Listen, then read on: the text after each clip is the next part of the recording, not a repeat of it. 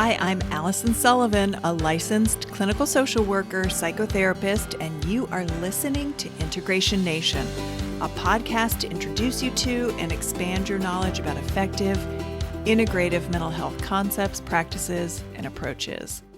We are back today with Dr. Brian Keenan. He is a naturopathic doctor specializing in herbal medicine. He recently, because it's how Brian is, has now certified in acupuncture. So he has added an entirely new modality to holistically meet his clients where they are. Naturopathic doctors are really interested in a whole systems approach, looking at the communication between the systems in our bodies and the whole person, spiritual, psychological, physical, and how those systems are interfacing with each other to achieve optimal health. And Dr. Brian is just a wealth of information. Today, we decided to talk about the both and of empowering.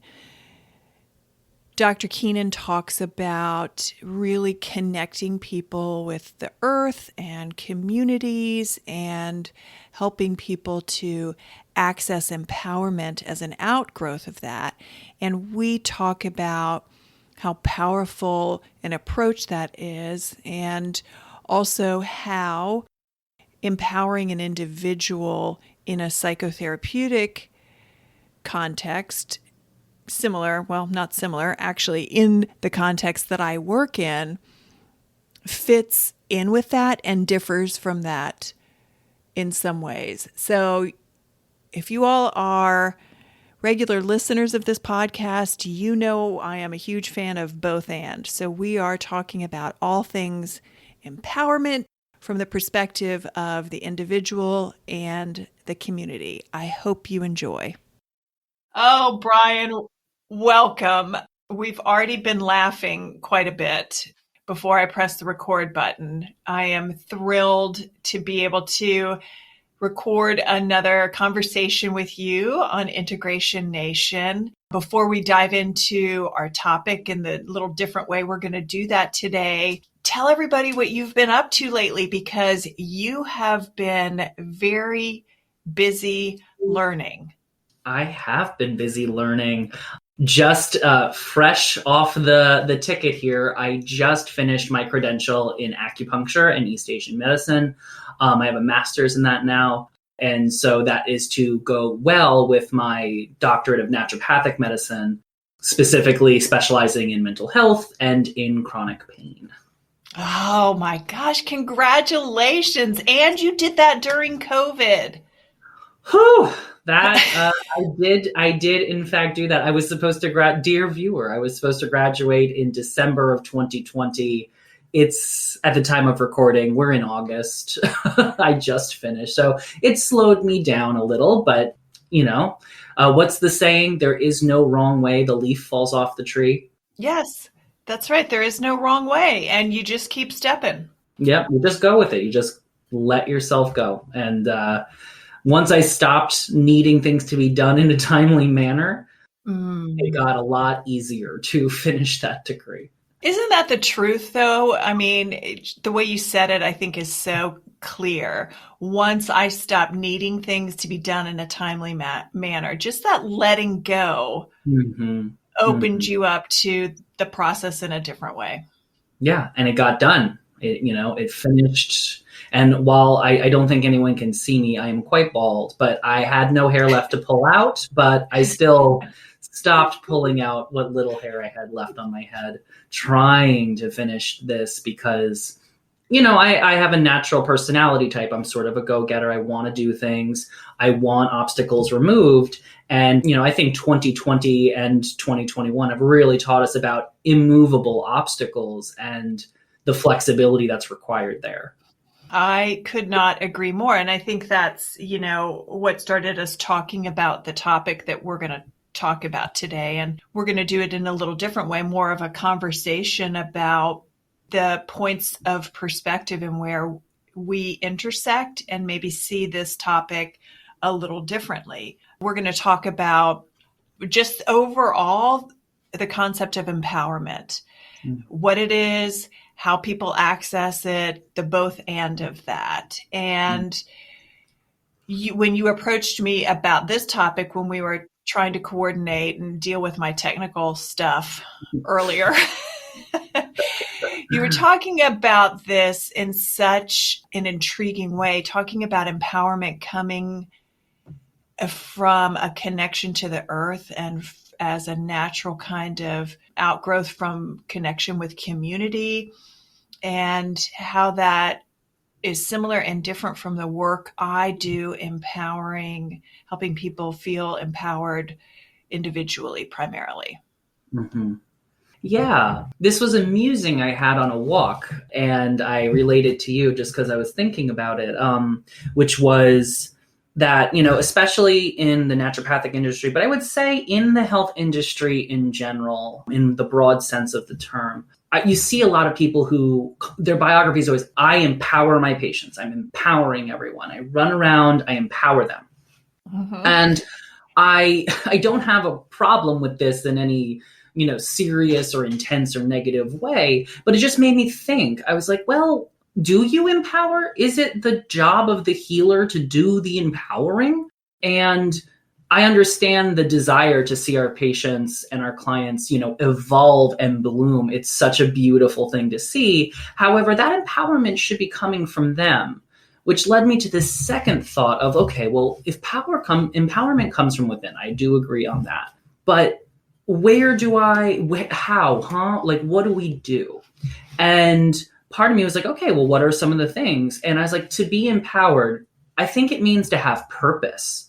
And oftentimes to have purpose means that you're rooted in a community where that purpose has a manifest meaning, right? Like empowerment is partially related to community, because if you have no community, you can feel empowered, you can feel good, but where does that empowerment go? There seems to be a dynamic, and that's what I was kind of churning in my mind. And then I related it to my patients, where I have a fair few patients who at this time, they just do not feel connected to the world. They don't feel that they have family or friends they're close to. And I can't, in a snap of my finger, solve that particular issue for them. But one of the ways that I have adapted to working with that person, rather than say, I want them to socialize for sure. But instead of this outward, go, go, go, I'm like, okay, instead of shoving my patients into situations in an attempt to create community that they are stating that they lack, what if I talk to them about nature and plants? And, I do a lot of teas and tinctures, which are either glycerin or alcohol extracts of plants, and I use them medicinally. And these plants have a story, and I introduce people to these plants. And somehow, some way, through some alchemy there, these people my patients report feeling closer to nature, closer to the plants that they get their medicine from. And it's the beginning of possibility. And so that is a long and meandering discussion on me and empowerment. Oh, that just got me so excited. I actually got chills when I was listening to you first define that and then talk about nature as a bridge, because I agree with you from the perspective of, as a social worker who specializes in mental health. Social work is a really broad profession. It really misunderstood. People don't tend to understand how broad a profession it is, and that mental health is just one tiny specialization within social work. But trained as a social worker, I was trained from the perspective of, I walk alongside people to help them, as you said, remove the obstacles that stand between them and their innate felt sense of worth and power. I don't give them anything. I'm not kind of the old school of psychotherapy, well before me, was kind of this expert sitting on high, doling out this sage advice that would, I'm using air quotes, you all can't see me, heal the person. And that's just not real. And furthermore, it's a real ego trip. Empowerment, the way that I see it in a both and way, I think there is a component of being disconnected from one's own agency, one's own personal power, and how to express that power to develop relationships aligned with purpose and meaning and all of that stuff. Mm-hmm. And so, what I think is so helpful for the listener and us having this conversation is the point that I come in is through the individual, helping the individual reconnect to what power feels like and what their relationship with power within themselves is. Mm-hmm. And you come from the point of perspective of, let's connect you with the earth. Let's discover where that relationship already exists. And by discovering and reconnecting with that relationship, you can rediscover what that feels like for yourself. Mm-hmm. Yeah, absolutely. And I think that that's why we love community medicine as well, right? Like, one thing that I'm loving as a trend, and we're seeing it just constantly, just growing and growing, is these integrative practices. This is Integration Nation. We are really focusing on, okay, whose strengths lie where, who wants to do it, what, and who enjoys, who has that passion. Because I think we've all known of a clinician of any kind where they're passionate, they are there to be there. And then the ones who are, it's just what they chose to do and they're doing it and it is happening. And so, yeah, I love that idea of coming, it's sort of, I know I just finished an acupuncture master's, so it's on my mind, but it's sort of the yin yang, the receptive and then the external, the internal and external approach. And they have to be in harmony, and they always are connected and dancing. Yeah, so I agree that this sense of disconnection is really epidemic. And one of the most recent concerns I have about that is, of course, COVID.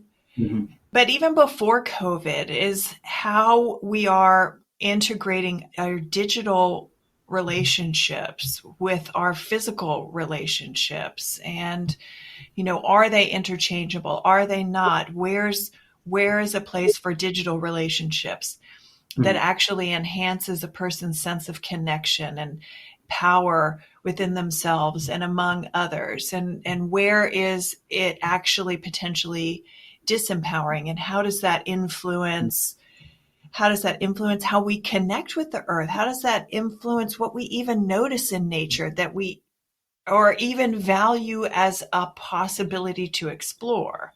Mm-hmm.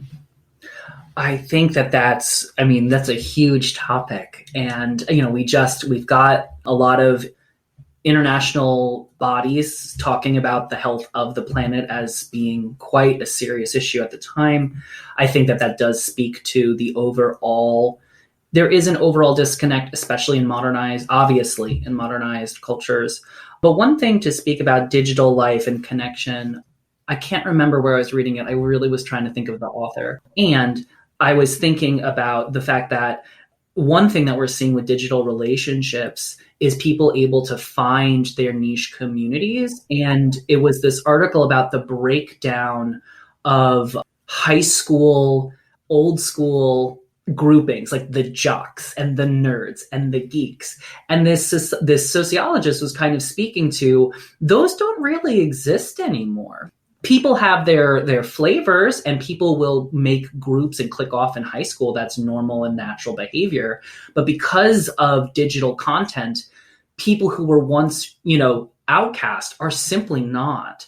And then we see us older types who we remember life before dial-up. And we are the ones having, I think, a harder time adapting because there's two worlds to live in. Whereas I think the plasticity and the ingenuity of the human spirit once again shows itself in the youth who are managing this. That said, we do see some body issues, we do see some comparison issues, but didn't we also see those before? Well, yeah, we totally did. And I really like your point about I'm not ever really the type of person that is resistant to evolution and, you know, kind of aligns with the camp of, no, get it away. I'm more typically aligned with, okay, we're going to evolve, we're going to innovate, things are going to change. That's a constant. So how do we partner with this and use this shift and change in a way that's actually beneficial for us individually and collectively? And I think that, yes, I've noticed that in my own practice, people who maybe would have been marginalized more comprehensively before access to digital communities are really finding legitimate connection and community in the digital world. And through doing that, I'm noticing, especially using that in combination with therapy, that people are able to then step out into the physical world, maybe in a little bit of a more confident way, because they have this stuffing, this kind of extra support through this community that maybe they wouldn't have had before. And I think also the general assumption of I'm the only one, so something must be wrong with me, really just doesn't exist as much anymore, because you can find a community for your interests, for your lifestyle, for your identity related interests anywhere. Yeah. And I mean, and it speaks to what we talked about at the beginning, where, you know, from one angle, I'm like, where does empowerment come from? It's like purpose and community. And these people find their community, and now they have this purpose. They have people that they rely on, and then they're able to go out in the world. We see a lot of this with the changing norms around what people are allowed to wear in public without being ridiculed. You know, we're seeing lots of hair dye and all these other things. I'm so lame. Sorry, guys. I don't even have good examples because I'm just so vanilla. But but I see this. I see this alternative dress that before was sort of meant only for teenagers, and, you know, outside a mall or something. And now it's kind of just like people are like this. You know, I go to the post office and I see one of the tellers in some, like, lots of jewelry, lots of piercings, and they're just like, this is just who I am. And I'm like, absolutely, like, welcome. And perhaps, you know, I can't speak to any one individual, but I bet you there's plenty who would never have done that had they not known that actually there's lots of people who do that. Absolutely. I think one of the ways I notice that is in people's love styles. So I mean, maybe a good example would be about polyamory, because prior to widespread digital community opportunities, I think polyamory in the general public was pathologized and marginalized. And although it's still kind of marginalized, I think that digital communities has presented an opportunity for folks to really learn and understand what polyamory is and start to see it as a style of being in ethical, loving relationships. And it started to normalize people whose temperament and attachment style and love kind of template, if you will, align more with a polyamorous lifestyle, feeling like they can not only access that, but discover their personal power in being able to express that. And also, what has the internet given us but comparisons, right? You know, a lot of the stigma of marginalized communities, and certainly socially marginalized communities, such as the poly community, being able to say, oh, well, there's control, there's manipulation, there's always a prime couple, and then somebody's the odd man out.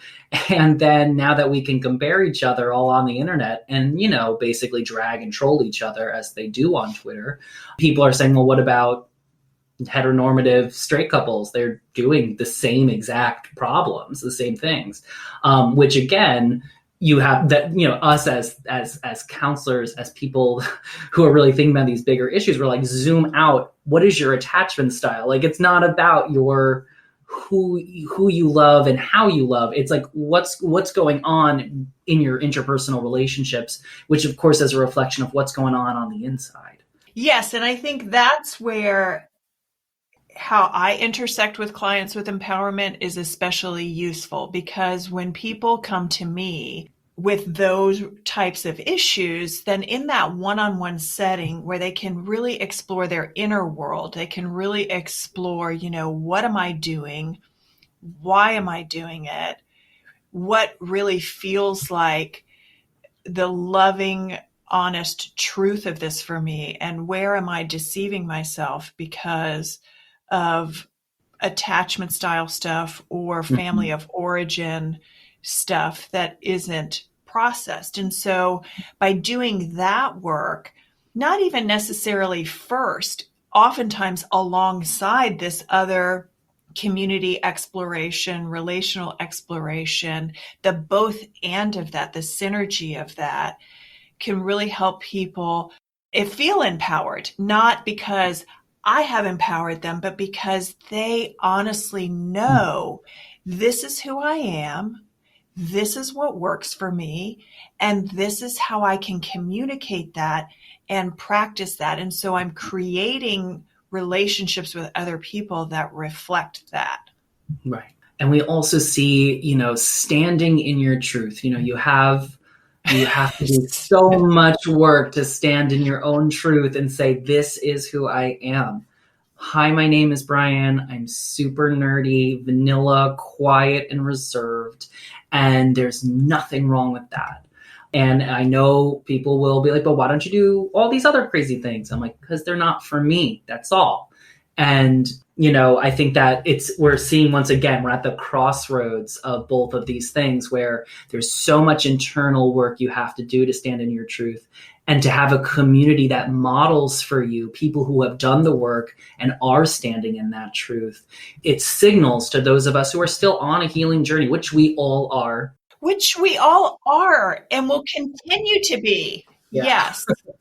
None of us graduate. There is none of that. There's just the next level and the next layer. And that's, the beauty of life. And so everybody's at different places in their growth and development. And when we have this community empowerment meeting the deep wellspring of knowing who you are, I mean, that's Olympic gold medal level empowerment there. That's chef's kiss.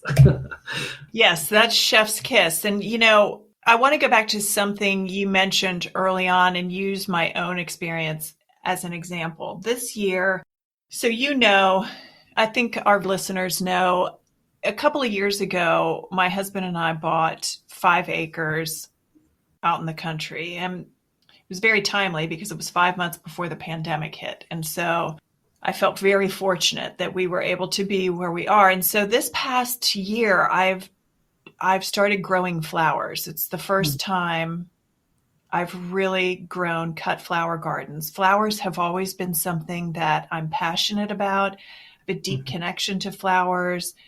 I paint them. I have them in my house at all times. And I've had, containers of flowers, but I've always wanted a big enough space to grow flowers, to have cut flower beds, to create communities of flowers, and to learn about that. So this year is my first year in doing that. And I have to say, of course, I've learned so many beautiful things from this experience and will continue to, but one of the daily lessons, the daily gifts I get to see from these flowers is standing in your truth.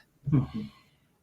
These flowers, even if they are in the same group of flowers, sunflowers or zinnias or cosmos or celosia or dahlias, whatever it is, each one of them is unique in so many ways, and there's no competition between them. There's no comparison. They all just bloom in their beautiful truth, and that's what I think is so magnetizing for me about them, is that they just fully express who they are.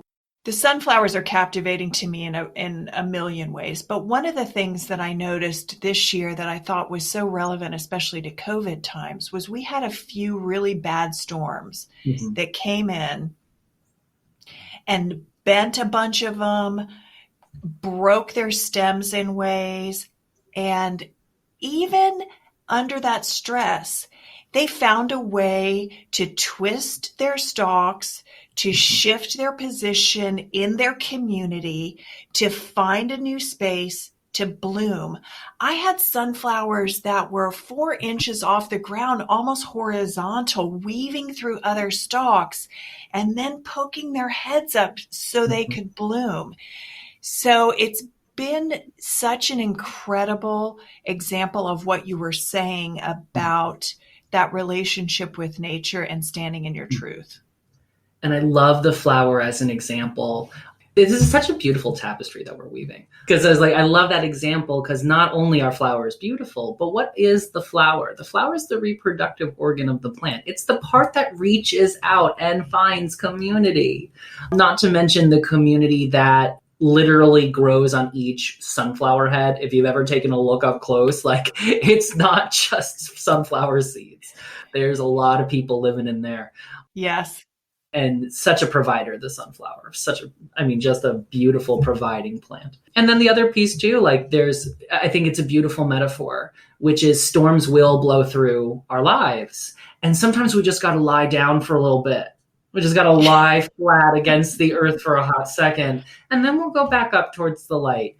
One thing we're always reminding people who struggle with depression especially is that depressive episodes by nature will end. They will naturally end. Your body will make dopamine and serotonin. You will bounce back. Sometimes it's longer, sometimes it's not, but it is, clinical depression is a cycle, and you will come out of it. And that is such an empowering thing to give knowledge to some of these patients, where I'm like, sometimes you just got to lie down and don't worry, you will grow back towards the light.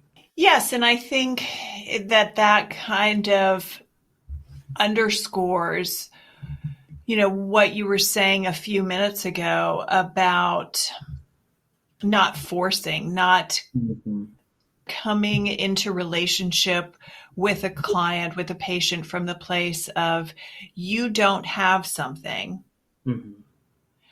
I, as the expert, can see that you don't have that something.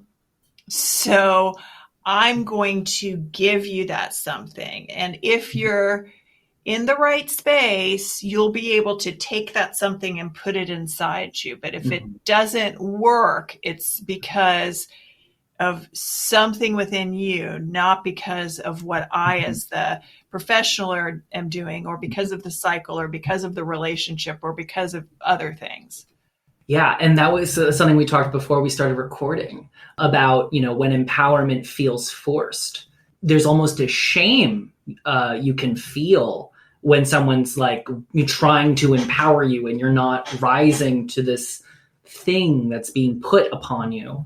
That can feel alienating and shameful in its own way. And I think that, to tie into our discussion on social media and our internet personas, I think that's where some of the pain of the internet persona exists, is because we observe people living their best life or what they curate as their best life. And we take that on as, why am I not doing that? It's a natural response to compare yourself to the thing you're viewing. And so there's again, it's this both and, kind of in the negative here, but it's a both and of oh gosh, I don't feel empowered, but when I look out in the world, why would I? Everyone's beating me. And there's if that story lands, if you're listening to this and that story lands to you, one, you are not alone. Talk about a community. A lot of us are there with you. And two, listen on, like really reflect on what the wellspring of power in you feels like external to these images you're seeing. Yes, and I think, that comes up, I would say, in my office daily with people, is that sense of disconnection between what I'm feeling on the inside feels so messy and so uncertain and so confusing, and what I'm viewing outside of me in this external way seems so put together and so clear and so targeted and so aligned with purpose that it must be me. And a lot of my work with empowerment with people is just the education piece around no. Yes, that's what it feels like inside, but no, you're not missing anything. No, it's not that they have something that you don't. It's that you're looking at an outside curated snapshot, a moment in time. You're not looking at the inner story. You're not connecting to the felt sense of their experience. You're not in the middle of their hero's journey. You're in the middle of your own hero's journey. And that feels messy. And to me, the seed of empowerment in working with folks in that way is helping them understand that that's our human experience. Our human experience is often out of control, messy, uncertain. And when we can be in relationship kindly with ourselves in that, without pathologizing ourselves, without further isolating ourselves, without judging ourselves, then that's where I think I start to notice people access empowerment, when they can just let themselves be the human being having a human experience. That's like the moment of the sunflower laying flat for a minute, just be with yourself, just be with yourself. And it's in those moments that I'm certain you've seen where you see that wobble. They want to be with themselves. They're like, I'm going inside. And then the automatic thoughts are happening and they're like, oh no, and it's like I want out. I want out of this. Yeah, I got to leave. And I think one of the ways I use plants is to sort of vent that stress, where it's like, I want you to be with yourself, but also know the trees are there, the plants are there, and you are part of a bigger world system that will hold you and will always be there for you. It is unchanging and it is unflinching. And it is always going to respond to you. Go outside and you look at a tree. If you let yourself just have sort of large mind and you sort of relax, you will feel the sensation of the tree looking back at you or feeling back at you. And, we can go into the whole quantum mechanics. If you observe something, it automatically is observing you back because of electron transfers and all of that silliness.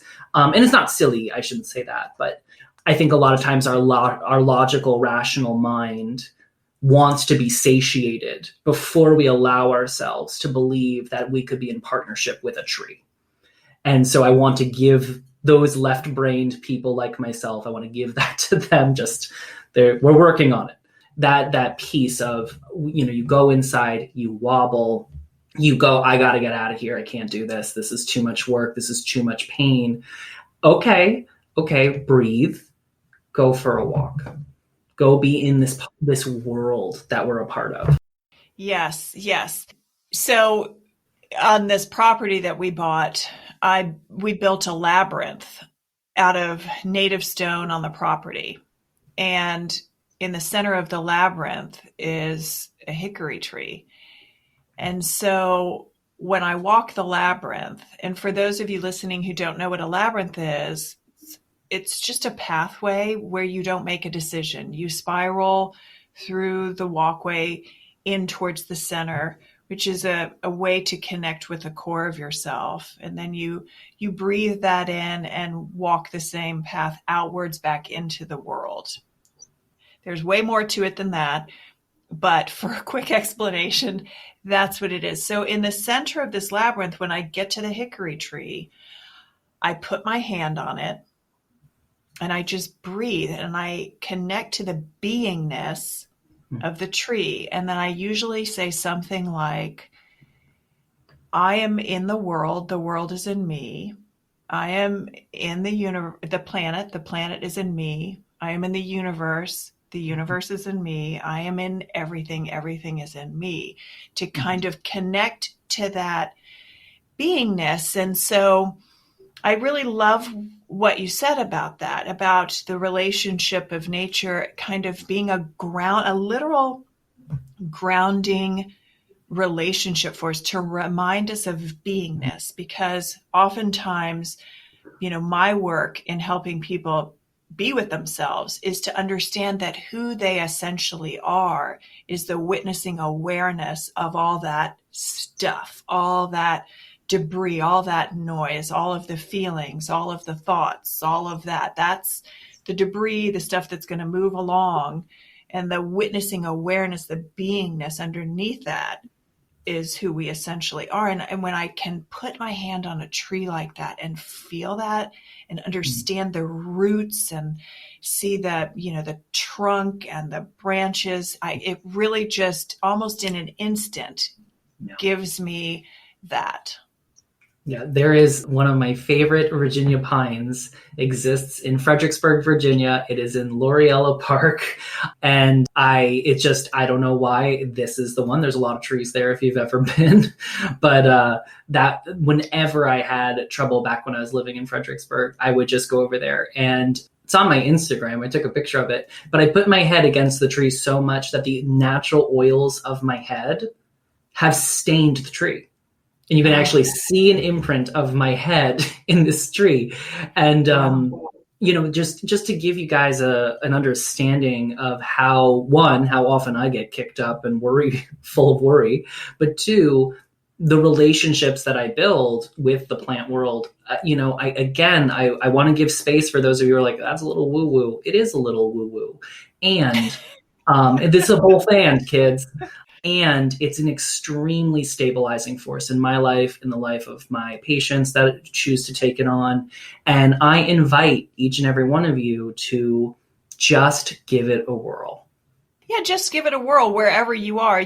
Both my kids are living in urban settings now. One's in Philly, one's in Denver. And, even in their neighborhoods, there are ways to do that. You can... they walk to the park. They, obviously my son in Denver has access to incredible hikes to be able to do. Mm-hmm. But it really doesn't matter. I have found whether you live in an apartment, whether you live in a townhouse, whether you live in a suburb, whether you live on, a bunch of land, there's a way to connect with the earth. Mm-hmm. Absolutely. I mean, I was raised right outside New York City. Concrete jungle is where I come from. And even as a kid, I still found beauty in the dandelions that break through the cement and the many ginkgo trees that get planted because they're so tolerant to city living. And so it is around you. You don't have to be in a majestic forest. You and any tree that's growing in your city are both living beings in a super dense area who are growing and thriving. Growing and thriving in unique ways. Yeah. Shaped by your environment, but not determined entirely by it. That's a really important point that I think I want to hone in on a little bit to wrap up our conversation is the flexibility of both and the flexibility of how people can develop a relationship with empowerment, because we've talked about how it's not something that comes from outside of you. It is accessed and supported through community. Mm-hmm. There is an element of internal work with purpose and perspectives and patterns and behavior. And it's most authentically aligned with who you uniquely are.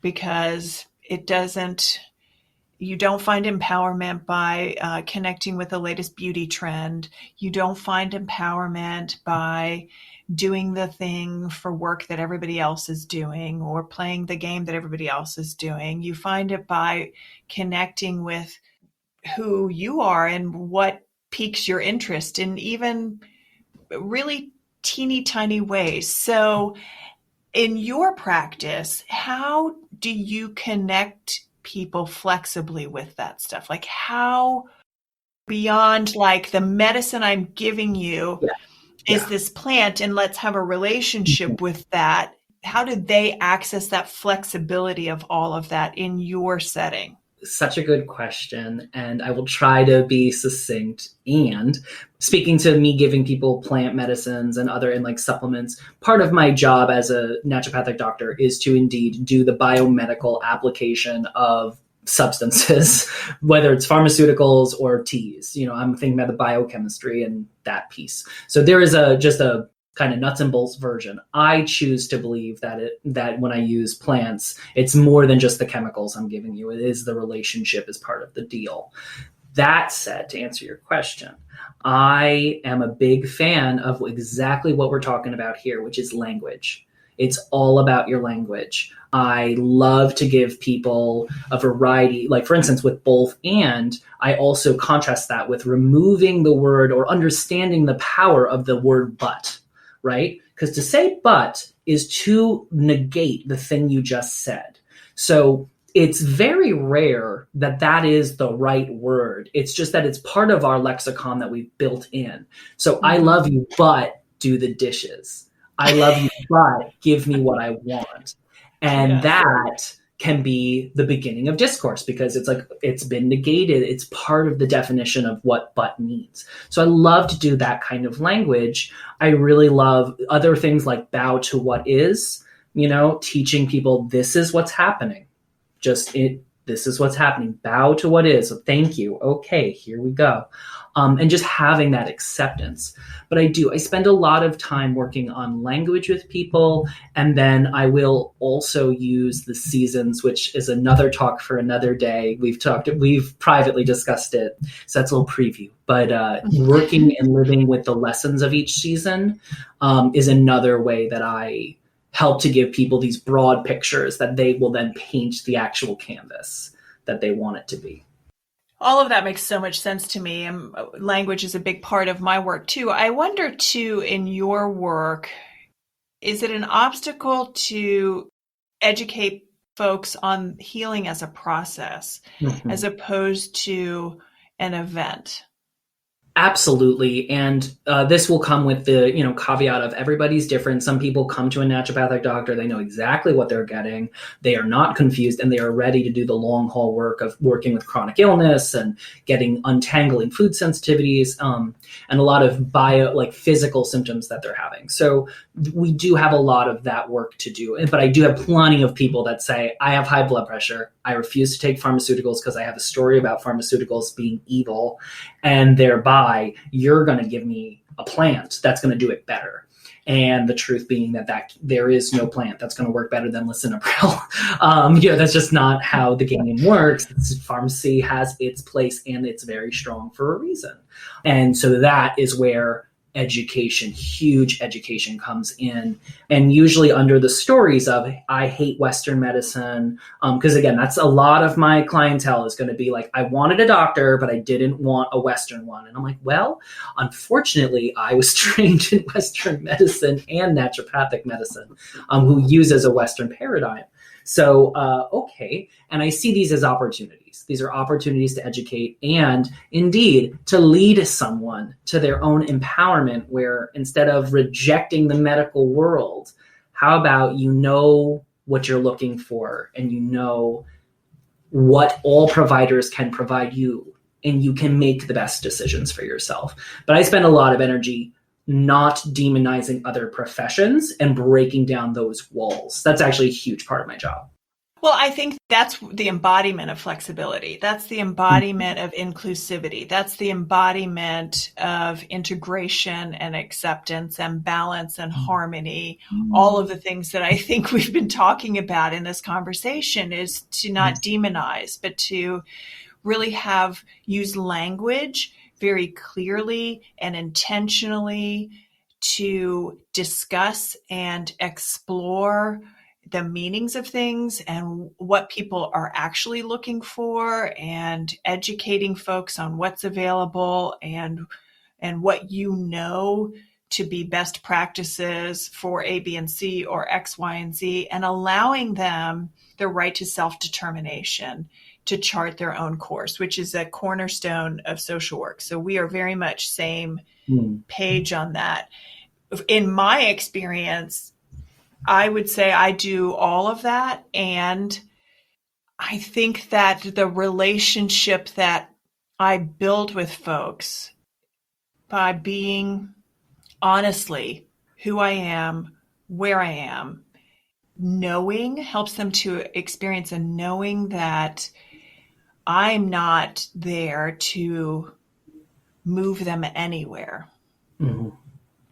And I think in that way, so when I think about it as kind of a lighthouse, or maybe even a tree, if we want to move that into the beingness of the living world, if I stay centered in my own work, my own role, why I'm there, what I'm doing, if I stay rooted in that and just stay solidly there, as solidly as I can as a human being, then I really feel like the power of the therapeutic relationship is very similar to that of the tree and the person, is that it's not, they can find themselves more clearly because I just stay steady. I just stay steady, witnessing who they are, allowing them to explore who they are.